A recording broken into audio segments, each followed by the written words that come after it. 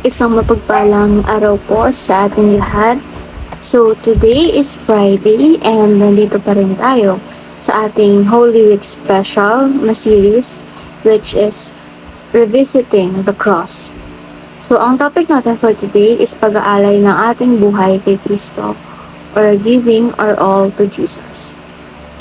In connection to our topic for today, ang Bible verse na ating tatalakayin ay ang John chapter 19 verse 12.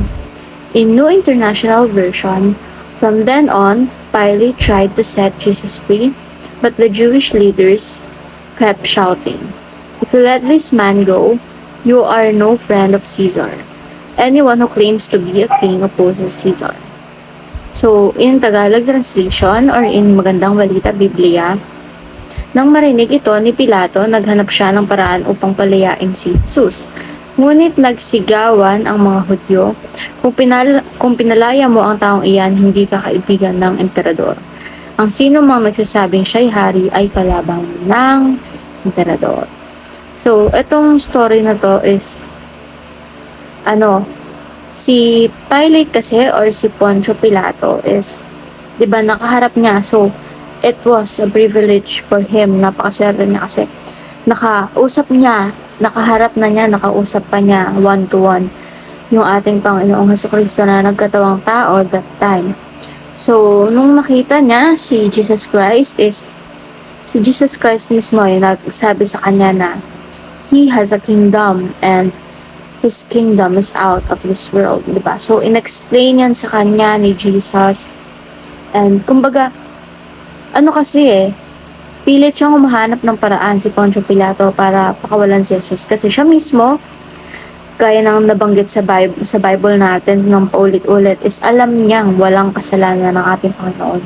Na hindi guilty si Jesus and na wala siyang bagay na ginawang masama. So, gumagawa talaga siya ng paraan dahil gusto niyang pakawalan dahil alam niyang inosente ang ating Panginoong Jesucristo. But then again, given that situation and even though nakapag-explain na sa kanya si Jesus Christ, is binaliwala niya pa rin yun. And dagdag ko lang din na yung asawa ni Poncio Pilato is once na naginip about kay Jesus Christ na ayun nga, ikukulong siya even though inosente siya. So kinausap siya ng asawa niya na wag ikulong at patayin si Jesus Christ. But given all that, mas pinili niya pa rin iligtas yung kaharian niya kaysa iligtas si Jesus Christ sa kamatayan. So, para mas mapalalim pa itong talakayan natin, is proceed tayo sa ating teaching. Number 1, Pilate heard that Jesus is king over his kingdom. So, ito yung nabanggit ko kanina na sinabi mismo or binanggit mismo sa kanya ni Jesus Christ na He is a king and His kingdom, and that His kingdom is out of this world. Number 2, Pilate heard that Jesus is the Son of God. So, ito is narinig niya rin mismo sa ating Panginoong Jesucristo.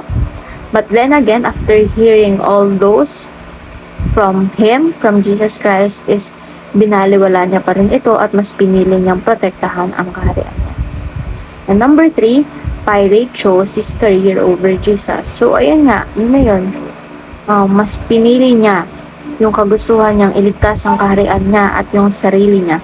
Dahil nga binlockmail siya ng mga religious leaders, diba?